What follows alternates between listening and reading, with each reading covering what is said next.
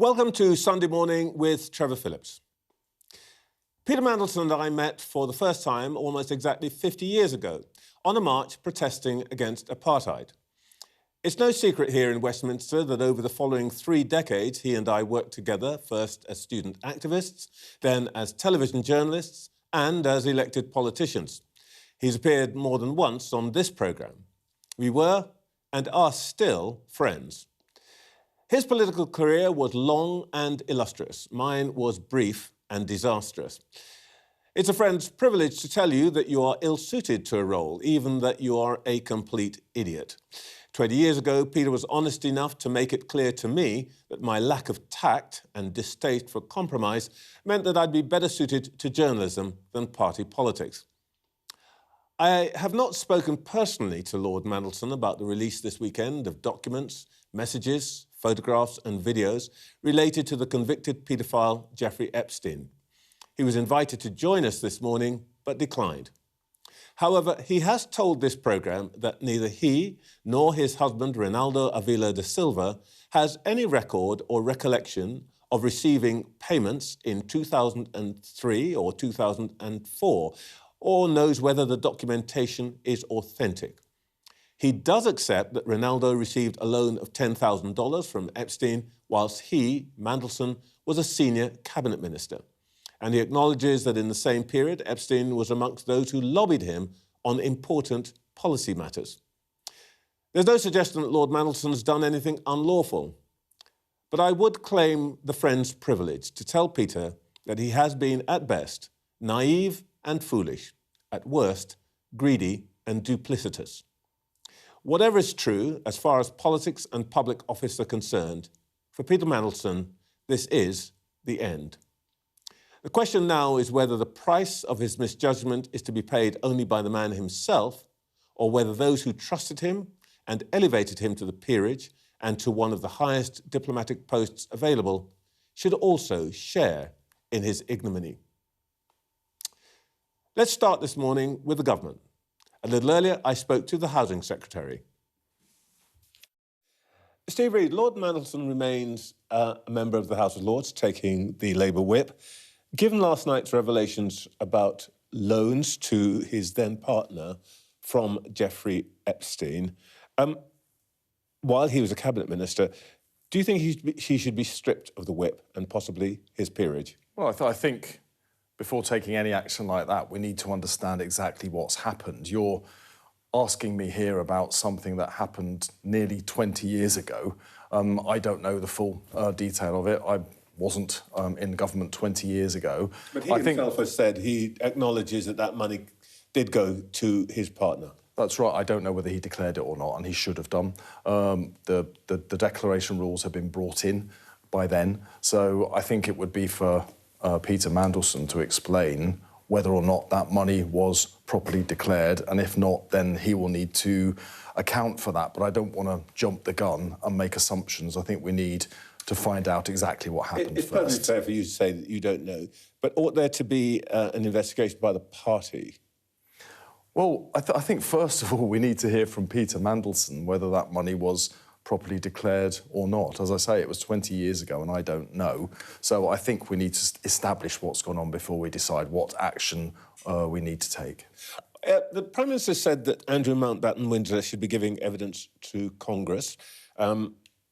Should Lord Mandelson also be giving evidence to Congress if asked? Well, the Prime Minister's point was that foremost in all of our thoughts should be the victims of these horrific crimes. And if anybody has information or evidence that they can share that might help to understand what's gone on and bring justice for those victims, then they should share it, whether that is Andrew Mountbatten-Windsor, whether it's Lord Mandelson, or whether it's anybody else. They have a moral obligation to share what they knew so that the victims can help find the justice that they've been denied for so long. So if evidence from Lord Mandelson could help to illuminate what has happened for the sake of the victims, you would say that's something that he should morally be required to do? Well, absolutely. You know, the victims of any crime, leave alone crimes as horrendous as these,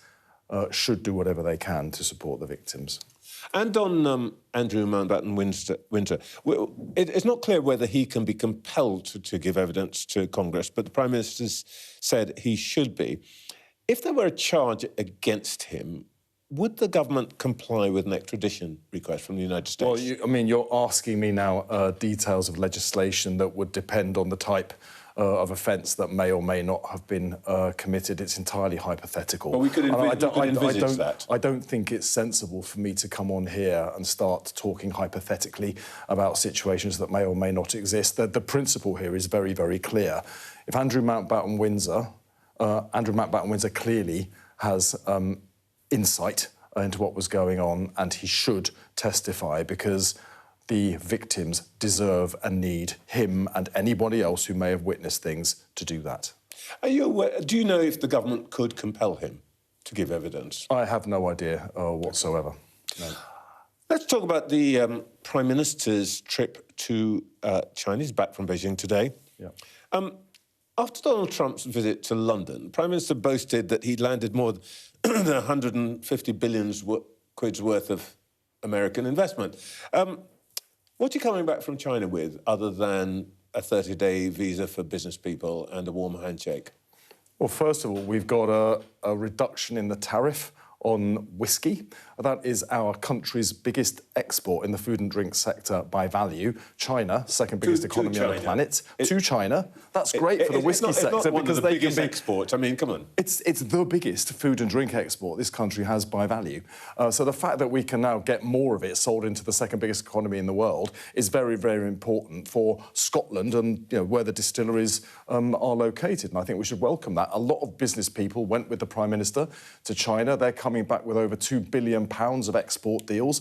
That's money and investment into the UK economy. Over 370,000 jobs in this country depend on trade with China, and we can expand that further. We need to trade with the second biggest economy in the world. We do trade with them already, and there's an opportunity to expand that.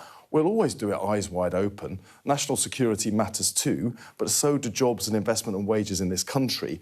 And if expanding trade with China can help develop that, then that's what we should be doing. Well, I'm not going to beat you up about the human rights question for the moment, but just sticking with trade, we've just seen that AstraZeneca, a British-based firm, which has stopped a £450 million investment in Liverpool last year and a £200 million development in Cambridge, is now investing £11 billion in China. And the jobs and the technology go with it. How's that a great deal? We need to be doing two things here, Trevor. First of all, we need to be trading with China because it benefits the British economy. But secondly, we need to be bringing in investment into the UK economy and make this a more attractive place to do business. You're telling me you've got 2 billion, so, and I'm telling... AstraZeneca is telling us they're sending 11 billion I was up with the Chancellor. to China. I was in By my Leeds. arithmetic, we've lost 9 billion. It's not as simple as that. It's not one deal here or there. There's a whole range of deals and a whole global investment sector we need to be attracting into the UK. I was up in Leeds with the Chancellor a few weeks ago announcing we're going ahead with Northern Powerhouse Rail, linking the great cities of the north and making them a more attractive destination for inward investment. We're doing exactly the same with the Oxcam corridor, but linking Oxford and I get Cambridge. All of that, but this sounds like makes the UK a more attractive destination for investment. China did us in the deal. We're getting 2 billion, they're getting 11. But you're just taking one deal and comparing it with another. We're getting more investment in the UK, and we're getting more exports into China. That's good for British jobs, good for British business. Separately, we're making the UK a more attractive destination for inward investment because that also benefits British jobs. All right. Look, sanctions are being lifted on people, the parliamentarians who spoke out against China on the Uyghur question and so on. They're not very grateful, and they said... we wish to make our position unequivocally clear. We'd rather remain under sanctions indefinitely than have our status used as a bargaining chip, and we'd reject any deal that prioritises our personal convenience over the pursuit of justice for the Uyghur people. Did the Prime Minister promise to lift sanctions on Chinese officials in return? No, absolutely not. So there was no deal. There was no deal. There was no deal of that sort. The Speaker of the House of Commons, when this first happened, was crystal clear that foreign countries should not be sanctioning British members of Parliament just for speaking out on international issues or on behalf of their own constituents. So I think it's quite right the Prime Minister went out there and was absolutely robust about this. He's had those sanctions on those individuals lifted. There are no sanctions lifted on Chinese individuals in return for that. Just very quickly, are you disappointed that the Prime Minister didn't come back with the dissident Jimmy Lai, the British citizen who has been imprisoned by the Chinese? Well, we all want to see Jimmy Lai released. The fact that there is now an open dialogue with China, the fact that the Prime Minister raised it directly with President Xi, means that there's an open channel that I hope will lead to the release of Jimmy Lai. We think that he could be brought back at some point. I hope it will lead to... I mean, what tends to happen in these situations isn't that you tend to get a release there and then. There is now an open channel of communication and dialogue. And we are using that actively. We will keep using that, and my hope is that eventually Jimmy Lai will be freed. I hope that's what happened. With no dialogue, there's no chance of that. With open dialogue, there's hope. Let's talk about your own area of responsibility. You're about to put £150 million into sprucing up high streets. How can I put this? When you were leader of Lambeth Council, very successful leader, you would have called that level of funding pathetic, wouldn't you? I certainly wouldn't. I'd have been very grateful if we'd got funding from the government at the time to try and... In Lambeth, you'd have got 10 bob. That's not the only thing we're doing, Trevor. That sits alongside £5 billion that we're investing through our Pride in Place programme to some of the poorest and most run-down high streets in the country. This also isn't just about money, it's about powers. So one of the things we didn't have when I was a council leader was the ability to restrict the number of bookies, or, well, there weren't vape shops then, but they're proliferating now all over high streets. Councils have no powers to restrict those, so we're going to give them those powers. Some of the funding that we're making available, they can use to bring empty, boarded-up shops back into use and turn them into something productive. I know, youth centres, meeting places for older people to come together, skills and training centres. It brings footfall back into the high streets, and once you've got people there, they've got money that they're going to spend supporting local businesses. There's not just one sort of amount of money you spend when you fix high streets. It's more complicated than that. You're going to turn all these things into different kinds of centres and so on. I thought the plan was to turn them into residential housing. That's what you need, isn't it? Well, we need housing, Trevor. 1.5 million homes. We need housing, but communities need hearts to them as well. And what happened under the previous government is too many of the beating hearts were ripped out of communities, whether it's the high street, the district centre, the shopping parade. When you see them run down, boarded up, covered in graffiti, dump rubbish everywhere, it tells people that the place they belong to is in steep decline. And what we want to show people is there's a better way forwards. Now, it's not the government that's got all the answers. It's local people that know best what needs to happen in their area. So with the Pride in Place funding, £5 billion going to 250 areas, it's local people who will decide how that money gets spent, not politicians like me, and that's as it should be. Well, you talk about the beating heart of these communities. Let me tell you what I think I hear it on high streets, because Sky sends me out to talk to people. You've hit high street employers with a rise in employers' national insurance. They're about to pay a massive increase in business rates because of revaluation and all of that. And most profoundly, it's interesting, you've rejected a tax on online retailers, which would at least level the playing field between flesh and blood retailers in our high streets and the Amazons and all of those kinds of people. Isn't this 150 million, or even if you're 5 billion, just performative? You're moving deck chairs on the Titanic. Well, the way you've described that isn't quite accurate, because the giant warehouses used by the online retailers are paying something like £100 million more in business rates, and that money is being used directly to reduce the rates paid by 750,000 retail and leisure businesses on high streets. So we are taxing the giants more in order to support bricks and mortar in the high streets. No, that's a permanent.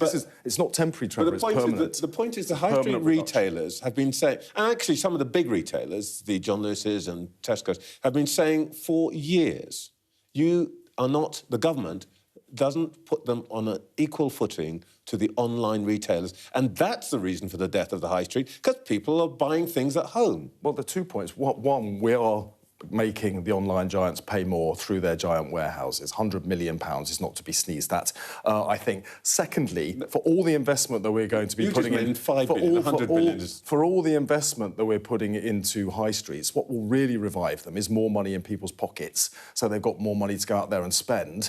And we've now got a situation where wages have gone up more in 1 year with this government than 10 years with the Conservatives. 6 interest rate cuts in a row is giving an average...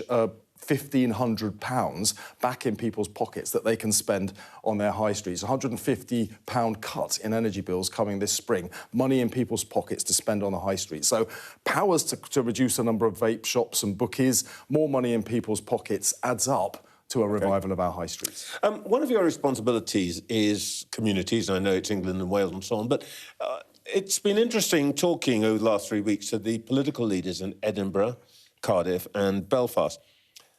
All of them, including your Labour colleague, who's First Minister in Wales, believe that there could be nationalist First Ministers in those 3 cities before the end of this year. Does it occur to you that yours could be the government that sets out on the road to the end of the Union? Well, this government will do everything we can to defend and protect that precious union of the nations across the United Kingdom. It's a fool's errand to predict the outcome of elections where nobody's cast a single vote yet, Trevor. We will be fighting very hard to maximise the Labour vote, whether it's in Scotland or in Wales, and indeed the local elections across England I'm interested as well. You're optimistic you might hold on to Wales, you reckon? Well, that's I'm not a big call. Like I said, it's a fool's errand to predict any election before anybody's cast a single vote. We're going to get out there and we're going to fight our hardest to win. Yes, I wish we had more time, because I would have said on that, it's easier to hold on to councils if you don't hold elections. You know that you're getting... But we're going through the biggest reorganisation of local government in a generation. Where there have been cancellations, it's because the council is being abolished. Next year, people will vote for the new council that will be continuing. To be continued. Steve Reid, thank you for your time this morning. Pleasure, Trevor. Well, let's see what our panel made of all that. We're joined all morning by Financial Times columnist Camilla Cavendish, writer and broadcaster Sonia Soda, and the Sunday Times chief foreign correspondent Christina Lamb. Let's begin with, I guess, the news of the weekend, the Epstein drop. I should say, by the way, to correct myself, apparently Lord Mandelson does not have the Labour whip, and that makes apparently a different... he's on a leave of absence, and that apparently makes a difference to somebody. Sonia, what do you make of what's happened? Well, I think looking at what it means for us here in the UK, there's clearly this huge issue of Andrew Mountbatten-Windsor. And I think Keir Starmer came out with very strong words this morning and would like us very much all focused on that, whether he will go to the US and give testimony and evidence or not. But there are a set of really important questions around Peter Mandelson, particularly... Were Number 10 aware of these associations when he was appointed ambassador to the US? Did they know about the risks, and did they go ahead and appoint him anyway? If so, what does that say about Starmer's judgment and the judgment of those in Number 10 around him? Now, we don't know exactly the answers to those questions yet, but I think Number 10 cannot avoid those questions being asked of it now in the week to come. Camilla, I don't think I'm giving away any big secrets to say that 24 hours ago we didn't think we'd have to deal with this issue on this programme. But I think the news overnight has transformed this from a kind of interesting red top story about royalty into one that has ramifications for politics. Sorry, I think it's got ramifications across the board. I mean, one of the things that's in the Daily Mail story this morning is the number of mentions of Putin in this drop. I think there may be a national security element to this. So actually we have to see all of this potentially through a national security lens as well, because one of the big questions about Epstein has been, where did all this money come from?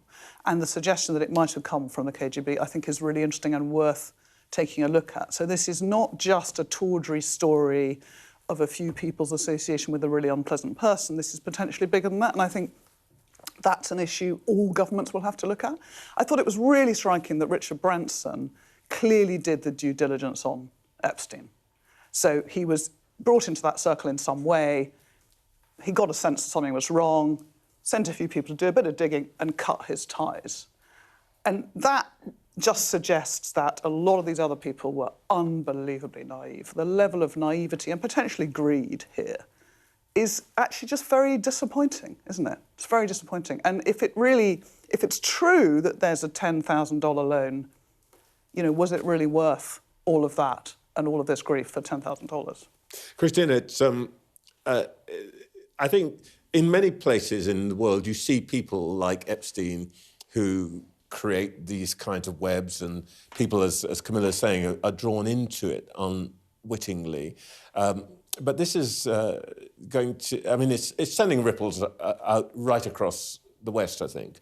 Yeah, I think that's true. And it's...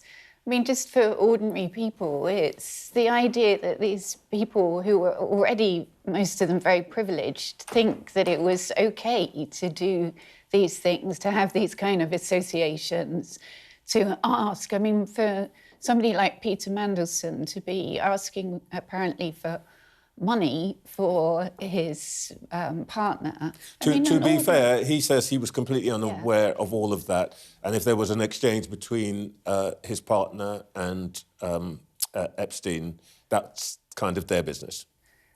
You know, these are things that just seem absolutely inexplicable, I think, to most people. Most of us try and live within our means. If we need money for something, we don't go to some dubious person to borrow. We go to banks, or we work to try and earn that money to be able to do things. These things are not OK. And also the photographs that we keep seeing of Andrew, the really creepy pictures, you just really despair about what these people were thinking, and how the more we learn, the more that comes out. It's just astonishing, I think. I mean, the one thing this does show is the King was right. The King was absolutely right to move fast against Andrew. No doubt about that, because I think otherwise the monarchy would now be over. Do you think that the monarchy's reputation now has been... Well, I don't know if it's saved. It's been tarnished, but actually it's separated. King separated the core monarchy from all of that. Because in a way that the Queen was clearly very reluctant to do, because it was her son, and you know she didn't. The royal family did not, prior to Charles, act as quickly as they should have done around Andrew, I think. And I think at the end of the day as well, it still remains quite extraordinary to me that Ghislaine Maxwell is the only person who has faced any accountability for the horrible sex crimes that were committed against young girls that we know were committed. Ghislaine Maxwell is in prison. None of the men who participated are, and we don't even really know who they are. I'm very interested to know if we're going to get some more details about that from these papers. Yeah, and it's easy to forget about the victims in all of this kind of scandal, but actually really terrible things happen to you. Is there I mean, you know, for all sorts of reasons, some which I outlined at the beginning of the program, many of us are uncomfortable about all of this.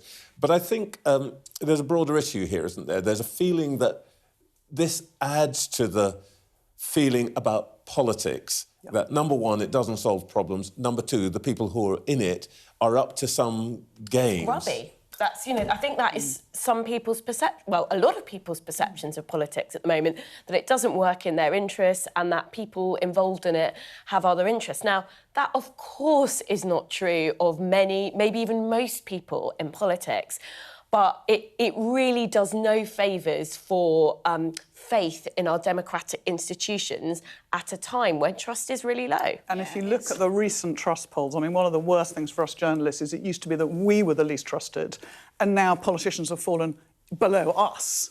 And that is quite worrying. And we're a low baseline. And we're a low baseline. We're a really low baseline. In fact, we're still we are behind estate agents. We are behind estate agents. And hairdressers. I checked this yesterday, actually.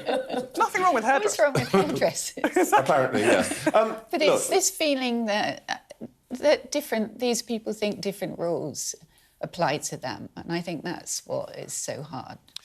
If I may move us on to an even larger story, and that can be summed up in one word: China. Prime Minister comes back he's with some deals and with the sanctions lifted on, I think, 7 or 8 parliamentarians who were sanctioned by the Chinese because they said the wrong thing about, according to Beijing, about Uyghurs and so on and so forth. Christina, what do you make of this trip? Success or not? So, or I nothing? mean, obviously, you're very uncomfortable with the idea of almost kowtowing to a regime that has so many human rights abuses, not least what happened to the Uyghur people. But at the same time, I understand we're in a very uncertain world right now. You don't know who your allies are. In fact, your most important ally now can't be trusted and acts sometimes as an enemy. So, you know, you can't afford to not deal with some of these powers, I think, at the moment. So I think he didn't have a lot of choice, actually, but to do that, Trevor. So, I hope he raised some of these issues. Do you think he's brought back enough, Sonia, to get past the never hear Keir thing? I think this was mostly about mood music rather than substance. I think, as Christina said, I think it was a success on Keir Starmer's own terms, in the sense that with where China are, you can see why the government wants a thawing of relations, and it follows what other world leaders are doing. I think, though, when you look at the substance, I understand why the parliamentarians who had sanctions lifted are a bit like, well, so what? Like, that was an easy concession for China to give, right? Giving a concession on something more meaningful when it comes to human rights abuses, you know, for example, letting Jimmy Lai out of jail. Exactly. Yes. That would be a much bigger concession. And then, you know, you've got the government really trumping up what was secured economically. When you look at the detail, how much of a difference will it really make to trade? But I think to be fair, the government can say, well, this was very important mood music, it's a reset in relations, and it will lead to more down the line economically. It's just as we always come back to the question. I mean, you literally had the delegation there taking burner phones, and yet you're striking trade deals and talking about cooperating on issues of national security, like small boat motors. And there's a bit of cognitive dissonance there, but, you know, as Christina says, you've got to take a pragmatic approach. I think some of those sanctioned politicians, I think, saw it as a badge of honour to be, so I'm not sure they were very happy to be unsanctioned, actually. Yes, so Tom Tugendhat and all the others said, actually, they'd prefer to stay sanctioned than to have the Uyghurs still in position. I just want to pause for 10 seconds and to remark that Sonia just coined a new phrase, the verb to trump up, to make something that is small large, I think is what you meant there. Yes, I think it is. I think that you've added to political vocabulary. What do you think, Camilla? So, look, I think there's a much bigger issue here, which is economics, isn't it? I mean, Mark Carney's been to China, Trump's going to China, Macron's going to China. We haven't had a British Prime Minister go to China since 2018. Doesn't matter if we don't like it. We've got to be in the room.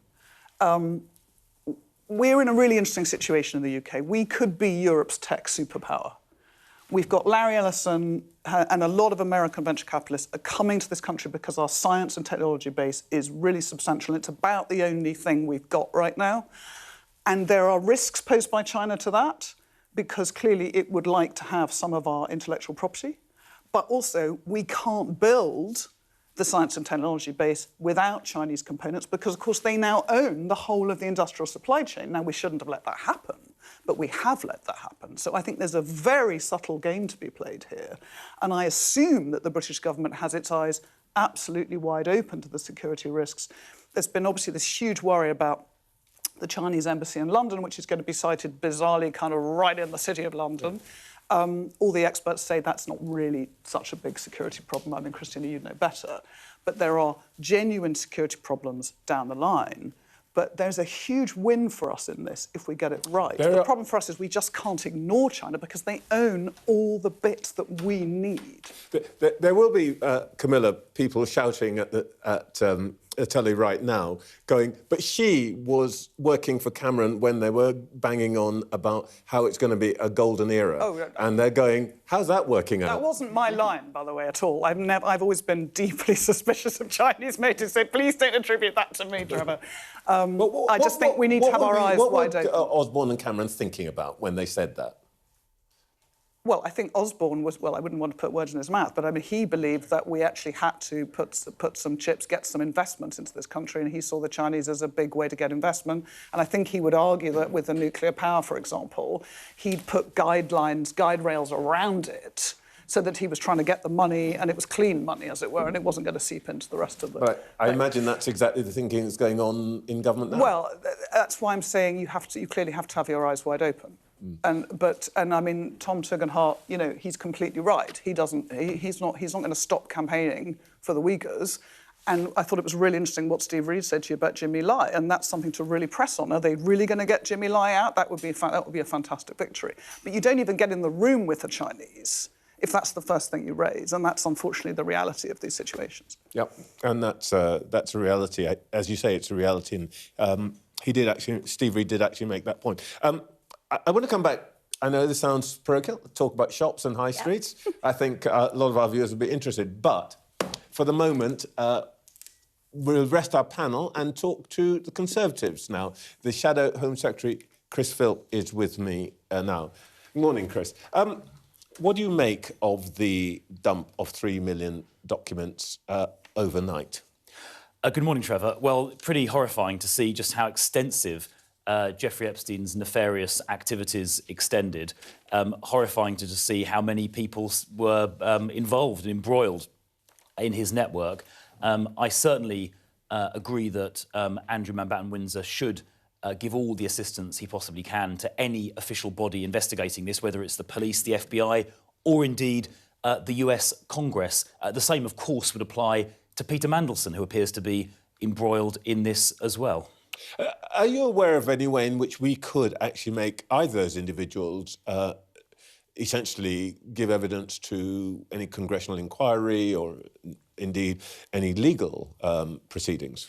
Well, I don't think the UK government has power to compel someone to testify before Congress, but certainly if an overseas law enforcement agency wanted to arrest somebody for a criminal investigation, there are obviously extradition procedures to go through, and I'm sure the government, the police, the court system, or they certainly should cooperate fully with any such extradition proceedings. There was also an allegation that came out, I think, overnight, suggesting another woman may have been trafficked into the United Kingdom.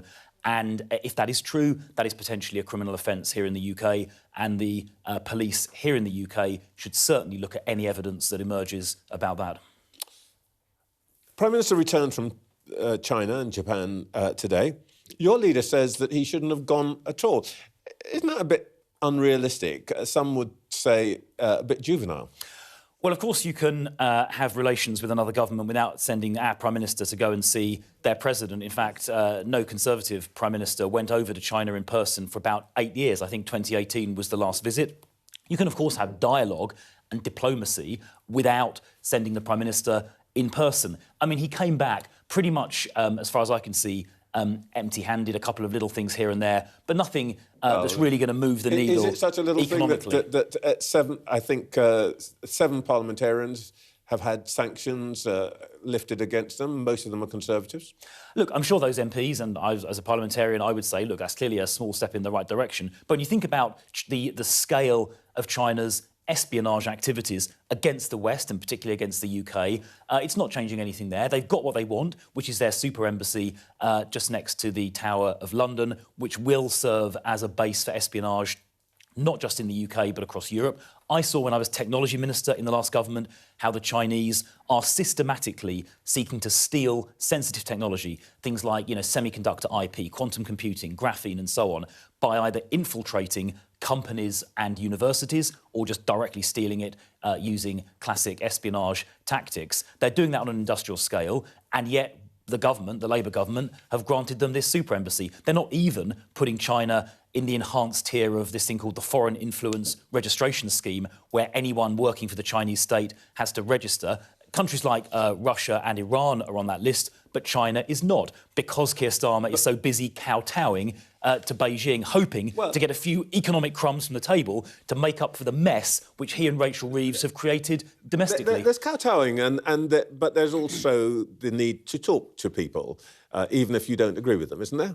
I mean, this is realpolitik. Well, as I say, you can have diplomatic contact and you can have government-to-government discussions. And sometimes it has to be at the top level, doesn't it? Without sending the Prime Minister over in person. And we have essentially, the Labour government have shown extreme weakness again, just like they're being weak on the Chagos Islands. They're being weak with China, around the embassy, around the foreign influence registration scheme, in the desperate hope they get a few economic crumbs to fix the mess that they have themselves, Labour, have created here in the UK. And it's a rather, frankly, unedifying spectacle, and I don't think really it achieved very much this visit, other than giving China a bit more of what it wanted. It's not a coincidence they gave permission for that. In fact, Steve Reed, I think you've spoken to today, he gave permission for that super embassy like a week before Starmer's visit, and that timing was not a coincidence. This week, yet another of your colleagues, Suella Braverman, got on the Farage Express. Were you using your hanky to wave her goodbye or to wipe your tears of sorrow? Well, you said yet another. Let's keep it into perspective. It's 4 out of 121. And at least, but there are 4 important names. Well, and at least one of them, Robert Jenrick, did so out of frustrated personal ambition because he was upset that he didn't become leader. So, look, I mean, so putting him to one side because it's a bit different. Look, obviously... Blimey, he's already history in your mind, isn't he? I mean, well, he made the move... You guys do drop people quickly. He made the move for obviously personal reasons that I think we both know about and your viewers will as well. But look, generally speaking, of course, we prefer to keep people on board. But if they... have some disagreement, or in Robert's case, frustrated personal ambition, probably better they just acknowledge that and move on, and we carry on united and confident about the future. Well, look, let me give you another possibility for why Mr Jenrick did what he did. He's looking at the polls and he is thinking, I want to be in government. I want to be a person who has an influence on things, makes things different. I am not going to be able to do that in opposition.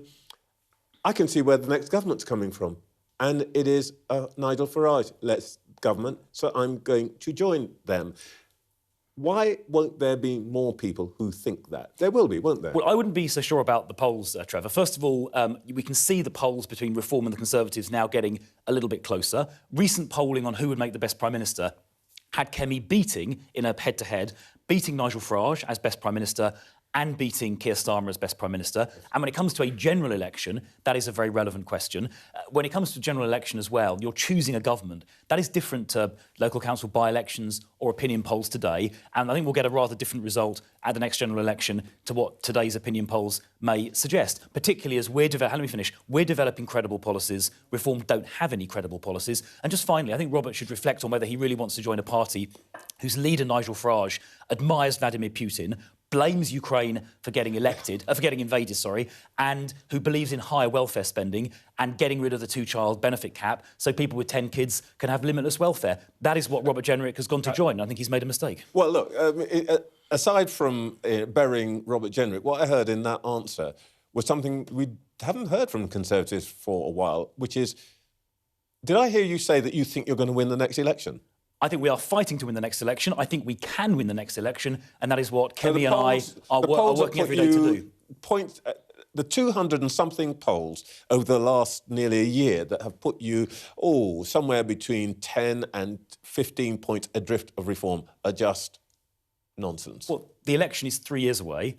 Those polls are slightly closing. I don't want to overstate it, but the polls are getting a bit closer. And when it comes to the underlying indicators, like who's going to make the best Prime Minister, Kemi is ahead of Nigel Farage and ahead of Keir Starmer. So, look, it's 3 years away, a lot of water to pass under the bridge, and I haven't got a crystal ball, but I tell you this, I am working to make sure we win, and Kemi and I and Mel Stride and others will move heaven and earth to make sure we do, because it's in our country's interest. Chris Phil, I'm pretty sure in those 3 years we're going to have this conversation many, many times. Thanks for your time this morning. Thank you. Well, back to our panel, Camilla, Sonia and Christina. Well, there's a piece of extraordinary optimism. Camilla, did you share it? Actually, I think it is possible that Conservatives can win the next election. I think he's right. There's an awful lot that has to happen between now and then, but the thing is that everything is in flux, isn't it? We have an extraordinary multi-party system with at least 5, possibly more parties. That means that potentially you don't have to get quite as much of the vote, and there's all sorts of that stuff. But Nigel Farage has got a long way to go. So the risk for Farage at the moment is by taking some of those defectors, he looks like same old Tories. He looks like, actually, is he the new shiny insurgent party, or is he just a kind of slightly tired old grouping. He's going to have to deal with that. He says he can deal with that. He is quite restricted on policy because, as Chris Phillips said, he wants to play to a base that he thinks wants higher welfare spending. So he's going to have to figure out where that money is going to come from. And as yet, he doesn't have any kind of compelling economic policy. It's also, on the whole, it's the Farage show. It's still the Farage show.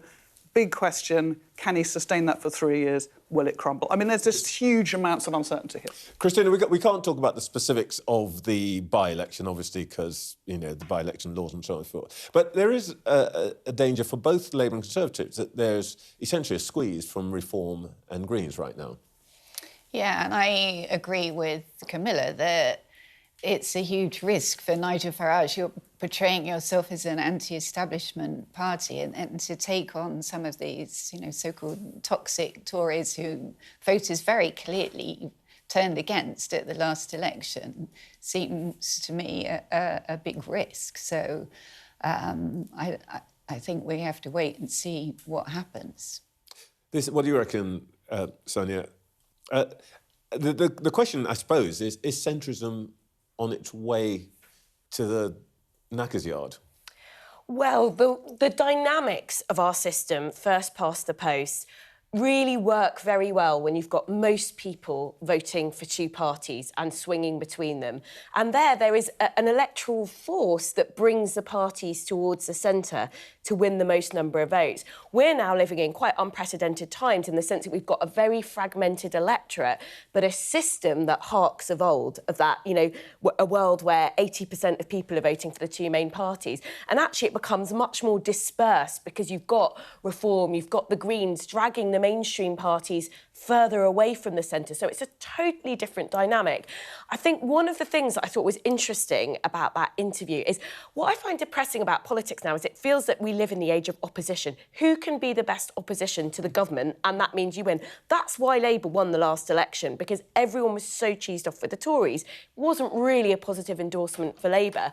With the next election, I think what you're seeing there shaping up is a battle between the Reform and Conservatives who can get the best attack lines against this government. And what I thought was interesting was what Chris Phillips was saying about national security. They've clearly decided that, you know, going hard on Labour on national security in China, given where Farage is and some of the things he said about Putin, for example, that might give them some sort of in. So I do think it is game on. Who is going to have the best attack lines against Labour? But isn't that a bit depressing in terms of how we pick our next government? We're relentlessly optimistic. OK, I'm sorry. I will give myself a slap on the wrist.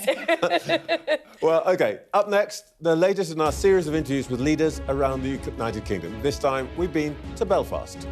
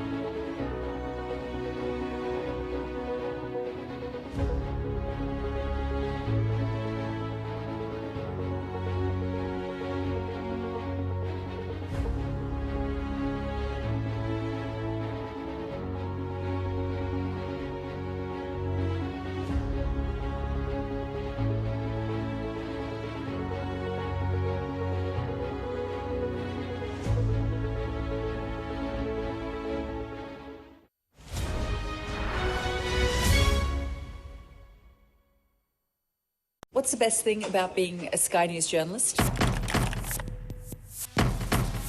Who's funnier? Being a Sky News journalist. A special edition of The World with me, Yalda Hakim. Pakistan has the right to respond. You're like, what? Historic day here today. Congratulations, this is a huge moment. But what happens now? The best thing about being a Sky News journalist? They call him the king of the jungle. Being a Sky News journalist. Yusra al-Baghir has this report. And this is what's left of it. As a woman of colour, how did the Harris campaign speak to you?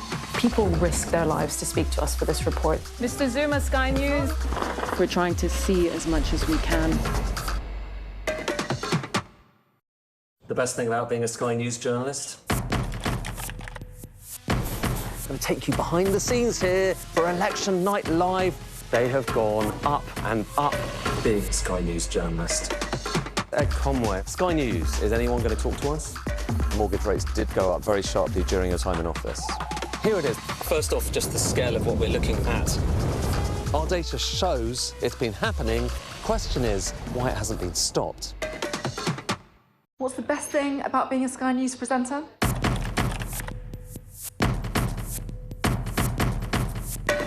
We've done the work and the reading, so you don't have to. Being a Sky News presenter. Hello and welcome. Westminster, the heart of British politics. I'm so sorry about what happened to you. So what on earth is going on? It's not true. Can I tell you what I think? It's really unusual. Mornings with Rich and Frost. Let's crack on. Let's get started. Now, since the start of the year, we've been hearing from leaders around the United Kingdom. So far, we've spoken to those in the top jobs in Scotland and in Wales. And this week, we went to Belfast. Given the unique system of government there, we spoke to both the Sinn Féin First Minister and the Democratic Unionist Party Deputy First Minister, who share power and co-equal offices. So let's start with the First Minister, Michelle O'Neill. First Minister, can I start with the state of public services? Your own data shows that the health service here, when it comes to waiting lists, is one of the worst performing across the UK, worse than the Republic. There's 500,000 people waiting for consultants' appointments. Now, you've put £215 million into the system this year. I see that you're planning to put a lot more into next year. Now, what's the problem here? Is it that Rachel Reid hasn't given you enough money, or you haven't used the money well enough? Well, I think you have to put our public services in context here, and the context is over a decade of austerity brought in by the Tories initially. Our public service is being decimated by all those policy decisions that were being taken in London. And then the fact that we've been underfunded generally, and it's been recognised now by the Treasury finally that we have been underfunded for all of that period. So you're coming from a very low ebb in terms of how you're trying to transform and fix public services. So I suppose in answer to the question, it's a bit of both. Our waiting lists are atrocious. I don't think you can disguise that or paint it up any other way. I'm glad to say that we're making progress, but we certainly are not complacent. We have an awful lot more to do. The Chancellor, if I remember rightly, has said that she's giving you a big boost this time round, but you're not getting it again. Yes, well, I absolutely fundamentally disagree with the Chancellor. I heard actually in the last few months that we've been told we got a record settlement.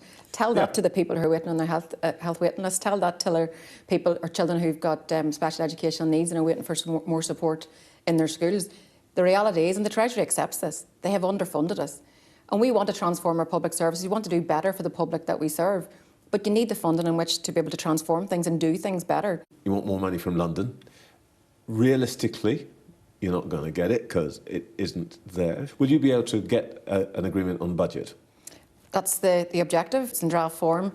We all have a lot of work to do and heavy lifting to do to get to the end point where we actually have an agreed budget. But for over a decade, we've been limping year to year, and public services can't plan for the medium term or longer term when you're doing so. That's because of budgets being set in London. So many people have told us over the years that we'll not get any more money from the Treasury. Last year in Ballymena, other parts of Northern Ireland, you experienced some serious disturbances about immigration. If Shabana Mahmood gets her way and shuts the doors to Great Britain to England in particular, there's some evidence that what then happens is that there's a flow into Northern Ireland. Are you worried? What we saw in Ballymena last year was absolutely harrowing. It was racism, it was sectarianism, all wrapped up around the same issue. And nobody wants to see that in their streets. Nobody wants to see that disturbance. So I think we were all very shocked and disturbed by what we saw.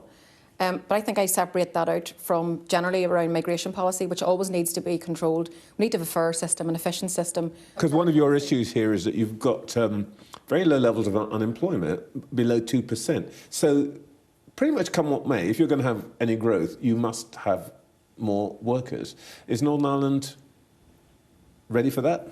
Yes, I represent Mid-Ulster, a very strong manufacturing base. Our engineering companies are calling out for workers. They can't get enough people to come in and work in their factories. It's the same across a lot of our food companies, our health service, when it comes to our carers. We need a lot of this migrant labour. But I think, I think a lot of this issue, particularly because of the rise of the right in England, and we're seeing this agenda that really is about targeting migrant workers, I mean, that is absolutely atrocious, and it is racism in its direct form, and I would say that very bluntly. But when it comes to migration, it's clear for us all, we need to have controls. It needs to be a system that's fair and efficient. Let me ask you about a piece of legislation that's going through Westminster now, and that is the legacy legislation, removing immunity from people who had been involved in troubles. Isn't it right simply to restore what is normal elsewhere in the United Kingdom in the process of justice to Northern Ireland? Look, I think we all recognise that we come from a very complex past, many tragedies, many injustices. We've an awful lot of work to do to try to heal the wounds of the past and actually allow families the ability to be able to heal. All families want access to truth and justice. But what we're seeing play out in Westminster is preferential treatment for British state forces and avenues being closed down for families who want access to truth and justice or access to the courts. So the British government saying to them, you're not good enough to get information, at the same while elevating and trying to give preferential treatment for British veterans. That will never wash, and it'll never allow us to move forward and never allow us to get to a space where we actually have the maximum support of victims and survivors in a process that allows them to heal and actually to move forward. And I think that's the prize for us here, because I represent the Good Friday Agreement generation. I was in my early 20s when the Good Friday Agreement, the peace agreement was brought about. That was hard won. But my job as political leader of today is trying to help to heal the wounds and to move us forward. But we're only going to do that if there's fairness across the board. John Swinney and Eluned Morgan both say that it's conceivable that by the middle of this year we'll have nationalist leaders in Edinburgh, Cardiff and Belfast. And that presages the breakup of the United Kingdom. Would you welcome that, and would you make common cause with them? Well, I'm an Irish Republican. I'm First Minister here, but I make no secret of being an Irish Republican who wants to see Irish unity. I think that is a prize for each and every person who lives here. That's the opportunity that I reach for. It's the opportunity for the future, for us to design something here that we all have our hands on, that we unite the people who live on this island. Partition hurt us all, every single person, Catholic, Protestant and dissenter. Can you imagine a border poll, as they call it, in your time as First Minister? Yes, I absolutely can. I think my party's view is that we should have this by 2030. I think that's only a short way away. So now's the time for the planning and the preparation. I don't want done to the people here what was done in relation to Brexit. Brexit was an economic self-harm, a massive act of economic self-harm. It was done against the wishes of the people here. We have an ability to take control of our own fortunes. I encourage all political leaders to reach for that together. Let's find accommodation for each other. Let's build a new Ireland where those of us that have an Irish identity, a British identity, and those people have made here their home, we can make this a much better place for all of us, an inclusive place. That's the prize I'm reaching for. Closer to it in the future, St Patrick's Day next month, March. Have you got your flights booked to the White House? I have not. As you know, may well know, I decided last year that I wouldn't go, and the context of that was obviously the genocide that we see unfolding in Gaza. I believe that situation has deteriorated even further, and I think even international events, my goodness, they're changing day by day, hour by hour. So that will be the factors that I take into account whenever the decision is made, and I'll say more about that in the coming weeks. But I'm very clear that the international community have failed. They've allowed Israel to act with impunity. They have failed to stop a genocide that was unfolding right in front of our eyes. And I think that when I reflect on what's happening there now, the situation even from last year has got even worse. All right. And very lastly, does the fact that there are 2 women leading Northern Ireland now make the atmosphere different? Some might even describe it as an abnormal system of governance. Mm-hmm. It's certainly unique. Look, I think that the reality is Emma and I come from 2 very different backgrounds. We also have 2 very different outlooks for where we think we should be constitutionally in the future. That's okay. That actually represents the Good Friday Agreement, accommodation for all of us. And I will articulate the view for why I think Irish reunification is the best place to be, and Emma will do likewise for the Union. And that's okay. That's also a healthy debate that I think we all need to be engaged in. First Minister, thank you for your time. Thank you. Well, that was Michelle O'Neill. Now we can hear from DUP Deputy First Minister Emma Little-Pengelly. Deputy First Minister, let's start with public services and particularly health. Health service in this part of the United Kingdom is probably the worst performing. It's got worse outcomes than the Republic. You put a lot of money last year into waiting lists. Is the problem that you've got here that Rachel Reeves is not giving you enough money, or that you're not using the money that you've got well enough? Look, I think it's a combination of reasons. There's no doubt that we've got big challenges within our health and social care system. It is an integrated system in Northern Ireland, so of course pressures coming in particularly from social care, which is adding to the financial call in relation to the Department of Health on the overall budget. But there are also a number of other issues. We need to have that fundamental transformation of the way we do health. And of course that takes some time, that takes investment of money at the same time that you're trying to keep the money flowing to keep frontline services on the go. That's very difficult to do. Are you getting the balance right? That you put 215 million in last year, but you're still in a situation where people, a high proportion of people are having to wait, 6 weeks, more than they should have to see a consultant. And now you're talking about more than doubling that figure. Is it just money, or is there something wrong in the way that you manage the system? So, as I said, there's a combination of potential solutions that's being funded by this money. So it's not just those extra appointments. Just at the weekend, I visited a mega clinic for gallbladder procedures. These have been rolled out elsewhere. Really, really good initiative that drives down those waiting lists. We're also looking at things like multidisciplinary teams within GP practices and many other initiatives. How difficult is it going to be for you and Sinn Féin to reach an agreement on a budget? I think it's Would you be able to do it? I think it's going to be incredibly difficult because we don't have the same levers, for example, as Westminster have, but we will do our best. That is the challenge and the task that we have as the 4 parties in the executive to try to get that agreement. We're asking for Treasury to work with us on transformation, to work with us on flexibilities. Last year, Ballymena and other parts of Northern Ireland had to confront some serious disturbances, which were said to be about immigration, and something similar is happening in the Republic. If Shabana Mahmood succeeds in shutting doors to Great Britain, do you worry that that might lead to new flows of migrants into Northern Ireland? Because there's some evidence that that's what happened previously. Well, the scenes that we witnessed being played out on the streets of Ballymena last summer were absolutely disgraceful. The executive stood united in a very strong message against that. But we also recognise that the causes of this, in terms of social cohesion issues, pressures within the local system, trying to deal with that immigration issue across the UK. We want the UK government to have a sensible immigration policy, to get a grip of some of the immigration challenges. But importantly, what cannot happen is that the UK government puts in place a range of measures that only covers Great Britain and indeed leaves Northern Ireland very vulnerable to potential further or in fact increased abuse in relation to illegal or irregular immigration. So we need to make sure that Northern Ireland is included across the UK with whatever measures that the UK government is coming through with in terms of trying to control and to indeed eliminate that illegal and irregular immigration that is causing a challenge. The government's pushing through legacy legislation, removing immunity from people involved in the Troubles. That must be right, mustn't it, to restore what looks like normal processes of justice? Well, look, legacy has been an outstanding issue here in Northern Ireland. It wasn't resolved at the time of the Belfast Good Friday Agreement. And over the course of the last 26 years, it has been an issue of serious contention. We should always remember that 90% of the atrocities, the murders were carried out by terrorist organisations.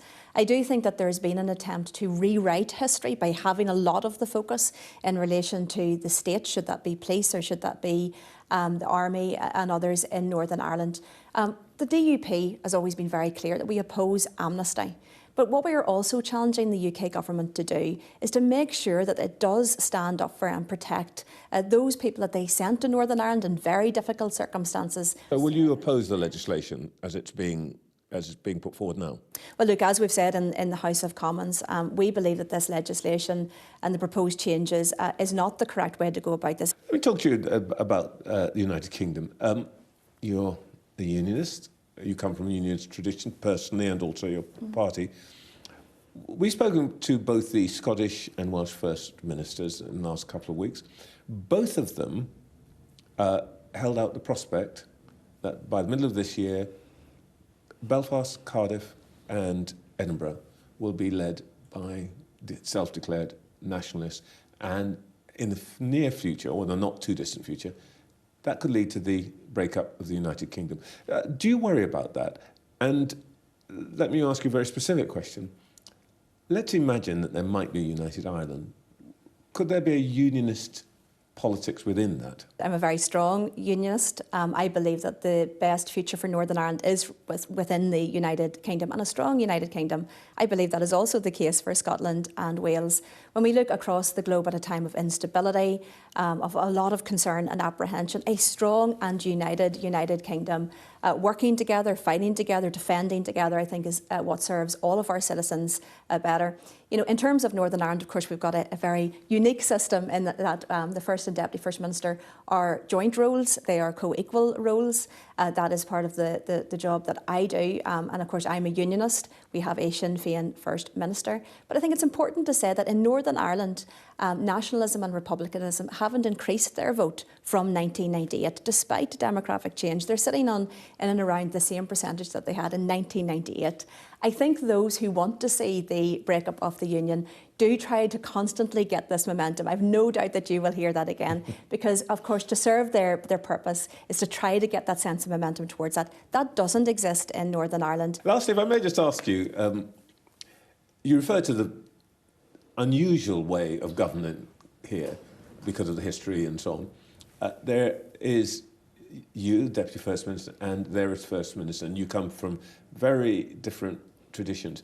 But there are people who think that the fact that Northern Ireland is, let me put it straight, ruled by women, has introduced a different tone to the way politics works. Does that make sense to you? Well, I'm not sure. I think women come in all different shapes, sizes and views. And of course, I've met some very robust women in politics. And, you know, I think certainly in Northern Ireland, it's such an unusual system. It is built around inclusion. It's built around consensus. And that is challenging because, of course, yes, I'm in this sort of co-leading the executive role with Sinn Féin. Two different political parties, not just on the constitutional question, but right across the political spectrum. And our challenge is to get that constant consensus. I know that people out there want to see delivery, and I think every day that's the challenge for us, to work together despite our political differences and really try to deliver for people. Deputy First Minister, thank you very much for your time. Okay, thank you. In just a moment, Iran. We'll try to get a better sense of the situation there.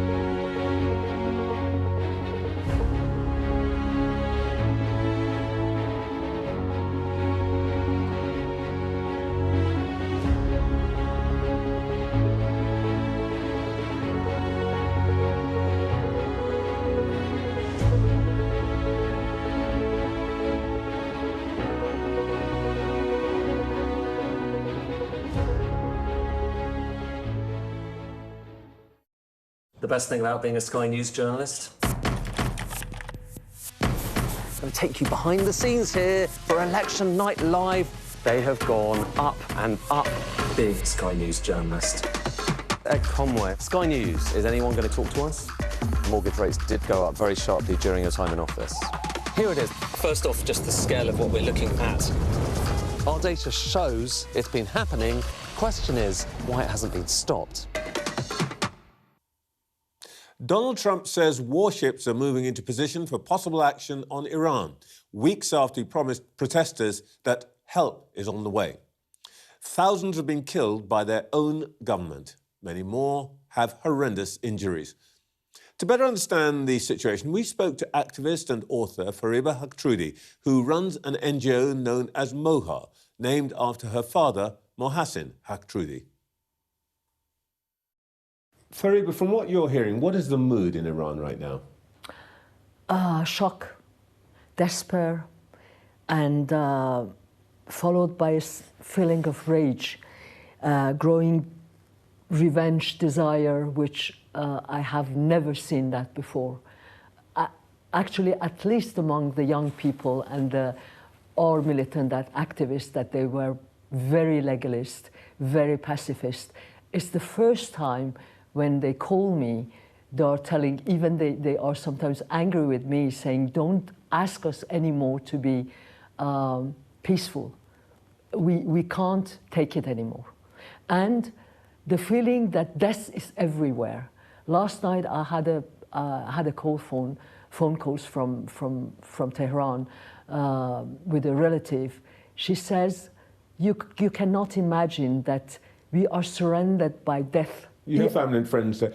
Are they themselves in danger? I think everybody is in danger in a way, because you never know how the most radical part of this regime will react. Even some people inside the structure of the power fears. Then you can imagine that normal people, of course, they fear. There is people that are still very courageous among young people, that even with their rage, and people that they are totally freezed, if I can say. Well, in fact, you've been talking to some of those people, and we've got a clip of an activist in Tehran. We were out on Friday evening, and in the main street, Engelab, we were a crowd walking peacefully wanting to protest. All of a sudden, at least 200 motorbikes with militias riding them surrounded us, carrying Hezbollah flags. There were vans with microphones as well. One of those people with the militia was shouting towards us, "Get back home. If not, we will take out our revenge against Israel and the United States on you." It's one of our militants of our NGOs in Iran. And he is the most calm person that I know. And he was, first of all, really, really shocked and enraged. He says, as long as we were in a shutdown, total shutdown, no internet, nothing, you have seen the murders before us. We are discovering right now all the bodies, all the bloods, all the things that has happened. And he said, what I've seen with the bunch of, motorbike and Hezbollah's flag, actually the message is very clear. When the regime, and especially this part, as I told you, the most filthy one, the most radical one, they send their militias with the flag of Hezbollah, means you are not anymore with the Iranians. We might have the units of the Hezbollah from Lebanon. And people are very, very afraid about that. So now they're bringing in foreigners, as it were, to kill Iranians. Absolutely, absolutely. Do you have any idea of the scale of deaths and injuries? I rather prefer to be careful, because I don't like when you either lie or give 100,000, 20,000. Exactly. I rather prefer to stand up what the UN reporter, special reporter on Iran, said a few days ago, that of course we think that the victims are much more than 300 something that the government, Iranian government says.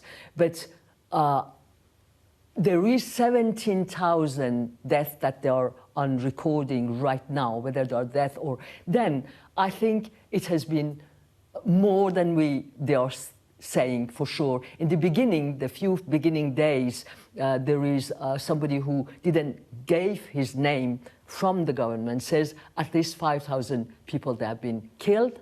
You also have some knowledge, I think, about the nature of the injuries that have been taking place. Horrible. I read just yesterday a very, trustful report of doctors. In one day, he had 500 person who had been injured in their eyes.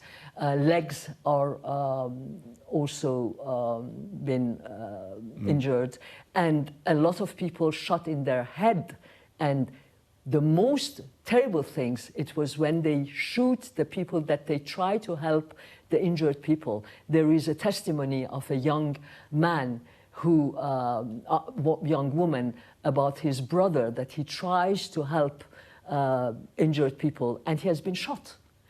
It is beyond imagination what has happened these days. Do you think we understand that the demonstrations are not continuing, certainly not the level they were? Is this over? Has it been suppressed, or is there more to come? I don't think it will stop. I never think it will stop. It is now, I think, the fracture between the government, the whole regime, and the people. It's done. It's over. In my little organization, you can't imagine these young people, how brilliant they are. By all means, they deserve better. And we are not going to stop. I'm not going to stop. If I have to go back to Iran, I will go, whether I will go to jail or not. What can the rest of the world do? Mr. Trump said help is on the way. What do people in Iran think now? You know, under the 12 days war when I was in Iran. It was last year, the Israel-Iran absolutely, war. Yeah, which was horrible, by the way. The majority of Iranians were against any interference from outside. They knew, and they know, still they know, that with bombs you don't free a country. We have seen that in Iraq. We have seen, you know, better than I'm not going to do. I mean, everybody knows that now, I think, at least. But after this bloodshed, unfortunately, for the first time, I'm hearing that the majority, they say, come and finished. We can't take any more. I'm quoting a young man I had on the phone, and he told me that, Fariba, do you remember, he wasn't born at that time, do you remember they shoot horses, don't they? The film. The film. And I feel like that. Let them come and shoot us, all of us. Fariba, thank you. Thank you to you. In just a moment, we'll talk to our panel again.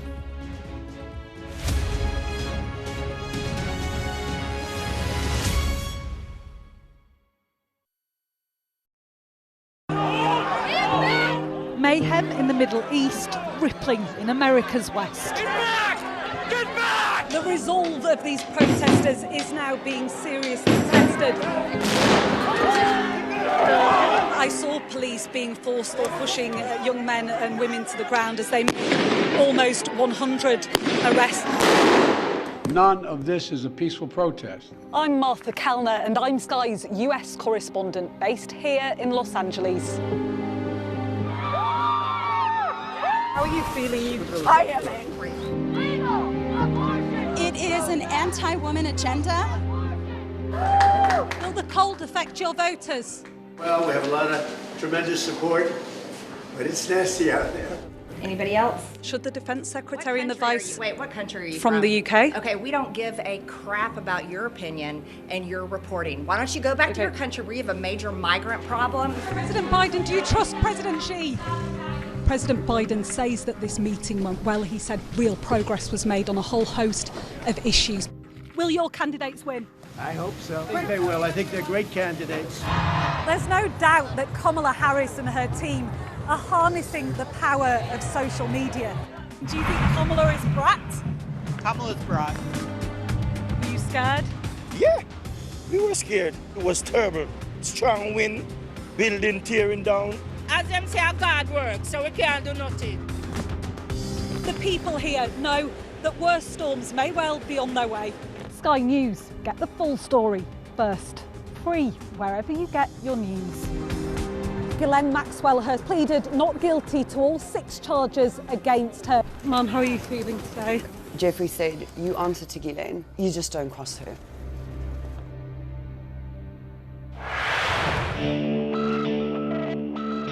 I'll tell you on another day on the podcast what that was all about.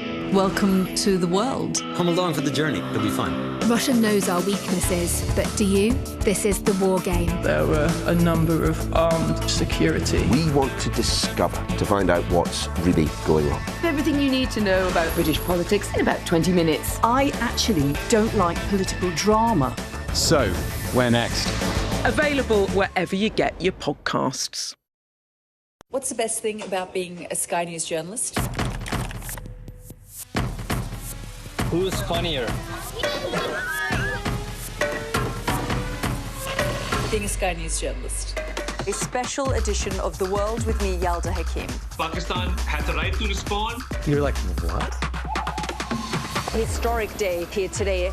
Congratulations, this is a huge moment. But what happens now? The best thing about being a Sky News journalist? They call him the king of the jungle. Being a Sky News journalist. Yusra Al-Baghir has this report, and this is what's left of it. As a woman of colour, how did the Harris campaign speak to you? People risk their lives to speak to us for this report. Mr. Zuma, Sky News. We're trying to see as much as we can.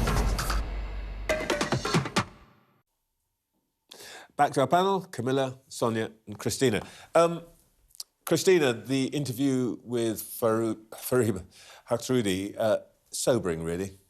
It's so horrific what's been happening there. I mean, even if you take the most conservative figures, the regime's own figures of 5,000 people, 3,000 to 5,000 people dying, this is a massive massacre. Most people think the numbers are far higher than that. People are still counting the bodies. The regime is clearly trying to hide everything, destroying records, bodies. People can't find bodies. And I think for me, I've been talking the last 2 or 3 weeks, trying to talk to people on the ground. It's hard because, of course, they did all this under a complete internet shutdown like we've never seen. Talking particularly to the doctors who talk about the way they literally had to fight to treat protesters who'd been wounded. And sometimes the security forces, the IRGC, were coming in and dragging people off the operating tables and off their beds and then finishing them off. I mean, they're just unbelievable stories, but the protesters are very brave. I think she's right. This isn't over. We've never seen the regime as weak as this before. It's not just the protests, political protests, but also economic. This all started because there'd been this massive devaluation. The real is about 1.4 million to the dollar. So people, are just really struggling to be able to buy food or anything.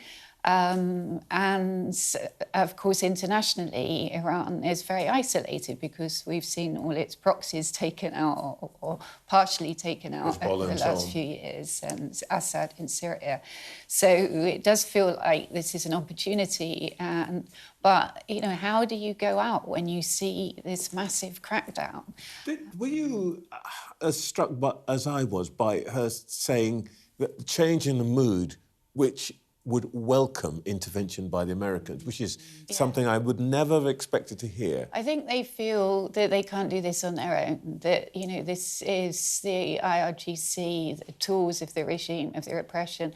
There's so many people involved, it's so embedded in society, and that's like a mafia. I mean, we're not just talking about Supreme Leader Ayatollah Ali Khamenei, it's also all these other people that have got vested interests. The IRGC have made a lot of money. Wow. And so it's not easy to take them on. These are unarmed protesters, let's remember, who are going out being shot down, and they feel that they need international help to take out some of the IRGC commanders and bases. And they, you know, Trump posted in capital letters, "Help is coming," a couple of weeks ago. And you could argue, you know, that encouraged more people to come out thinking something was going to happen, only for them to be killed. But I think Fariba is right that people were saying, you know, you could stay at home and die slowly, or you could try and take on the regime and you might get killed, but there's not a lot of... Maybe return to domestic affairs, well, sort of domestic affairs. The First Minister and the Deputy First Minister in Northern Ireland expressed very different views about the prospects for this legislation, which would grant immunity. Are we ever going to get over this, Camilla? Well, it's an interesting set of interviews, wasn't it? Because it did rather illustrate how difficult it is to get over it, I suppose. But when we're talking about terrorists in Iran, Iran has been the greatest sponsor of terrorism for 20 years. We're also, with the bill, we're talking about previous terrorism in Ireland. And I suppose my position on the bill is simple, which is I keep forgetting you're a baroness, you've got to vote. Yeah. Oh, well, I may or may not vote, but... my position, I guess, if it comes to a vote, will be that if this government amendment goes through, there may be 800 civil cases brought against members of the British military who were following out orders, many of whom are now really quite old. And I just think that's wrong. And I don't think that's the price we should pay for trying to solve some of the other problems. I think at the time when we need to build up our army, we need to build up our defences, when it's actually quite hard to recruit people to the military, I think for the government to be suggesting that veterans who served their country should be prosecuted is just wrong, I'm afraid, however difficult the wider situation is. Sonia? Yeah, I agree. It's a difficult message to send, and I think we're hearing a lot of noises from government at the moment about how the world is changing, ever more uncertain, even people mooting ideas like perhaps a voluntary form of military service to reflect the fact that we're probably going to need our armed forces, hopefully not, but we may well need them in a way that we haven't, since in the last kind of 30 or 40 years. And, that's quite a scary prospect, yeah. OK. I wish we could have gone on to talk about high streets, my own obsessions, but I've got another programme next week, because we will be back next Sunday at 8:30. See you then.